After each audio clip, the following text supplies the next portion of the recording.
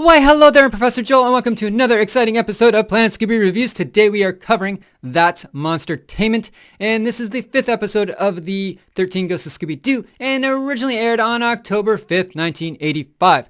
This episode sees the gang getting pulled into the film, which is called The Son of the Bride of the Ghost of Frankenstein, and they are pulled in by this demon named Zomba, who is posing as like this television horror hostess, I guess you could say. And she is pretty creepy. Anyway, enough of my jibber jabber. Let's get on with the review.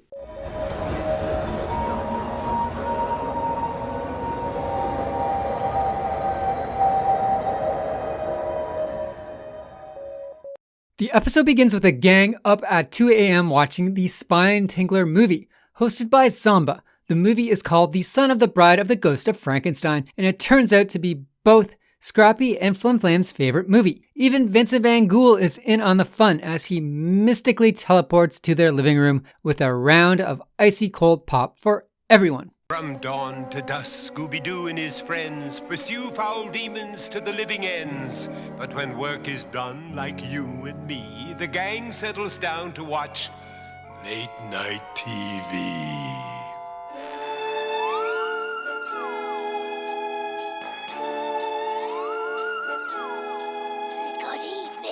Horror film fans, are you ready to scream with fear?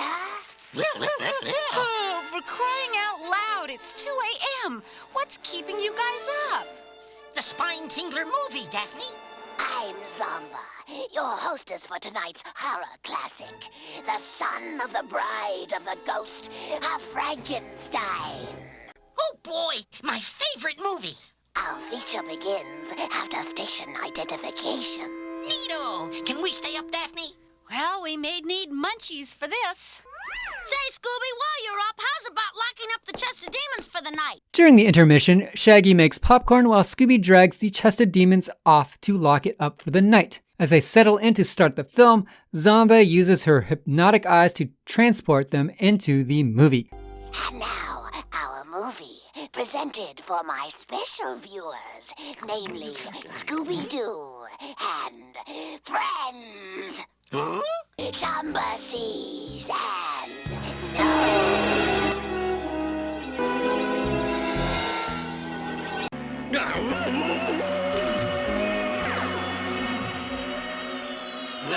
For our feature presentation.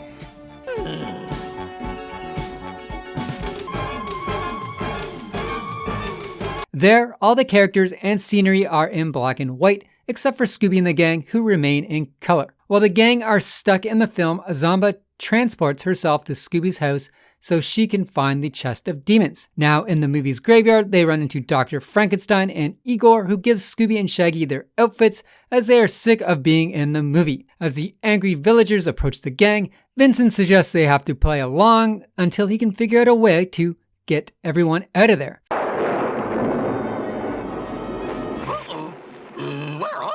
You will bring the monster to life! This is where the foolish mortals have hidden the chest of demons. Zomba will destroy the chest of demons, Scooby-Doo. As long as you're trapped in the movie, there's no way you can stop me. Flim Flam acts as the movie's director and gets things rolling. Dozens of comical scenes play out, and we later see Daphne as the bride of Frankenstein and Shaggy as a constable named Constable Van Shaggy O'Bon. Who could that be? 'Tis I, Dr. Frankenscoob, your bride-to-be, Daphne. Where have you been? Mush. Yuck. Daphne, what's wrong with you? What's wrong? We were supposed to be married tonight, Frankenscoob. You left me waiting at the altar. I did? Who is it now? It's like Constable Van Shagaband! I've come to put a stop to your experiments, Dr. Frankenscoob! Back at the house, and after defeating the burglar alarm, Zombie finds the chest of demons. However, it's an empty trap. Flim Flam gloats that he has it, so Zomba teleports to where Flim Flam and Vincent Van Ghoul are and steals the chest. It's a fake! Gotcha, Zomba. If you want the real chest of demons, come and get it. I want that chest! Dr. Frankenscoop and his assistant Egad end up creating a monster, voiced by Frank Welker, of course, that chased the rest of the gang throughout the castle. It's arrived! It's arrived! It's arrived! Yeah, but is it paper trained? Flim Flam eventually tricks Zomba into being captured by the Frankenscoop's monster, giving Vincent some time to plan an escape. Several smaller chase scenes occur as the movie plays out, along with a few scenes of angry villagers trying to break into the castle. Using a bolt of lightning, Vincent plans to energize his crystal ball to escape. That plan backfires, so he comes up with a new plan to trap Zomba in the chest of demons to counteract her spell. The plan works and the gang find themselves back in the living room, safe and sound. To their surprise, however, the Frankenscoop monster is in the kitchen eating Frankenscooby snacks. Nothing can help you now. Scooby, quick! Throw down the chest! No!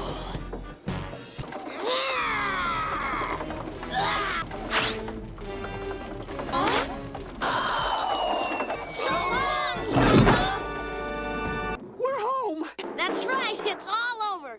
Oh, I wouldn't be so sure that, Shaggy. Franken-Scooby snacks.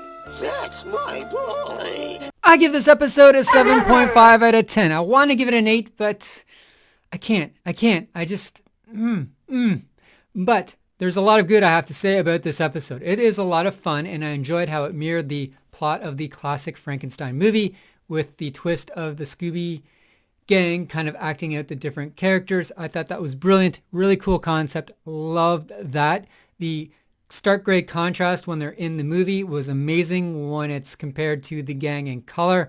That was amazing too. This is a stylish looking episode. It is just full on goth mode when they're in that Frankenstein movie, and I just chewed up every minute of it. I enjoyed that quite a bit. There are also a lot of good jokes in this one, and I liked hearing Scooby say, "It's alive, alive." That was a lot of fun. And Zomba, I would go as far to say, like, so far, probably the creepiest looking ghoul there is. She creeps me out, man. She is something. She's built from my nightmares. I know that. I'm kind of terrified of her, but cool looking villain. I've kind of accepted that 13 Ghosts are more about gags than ghosts, and that's maybe why I only give this like a 7.5 out of 10, because it's more comedy than spooky, unfortunately.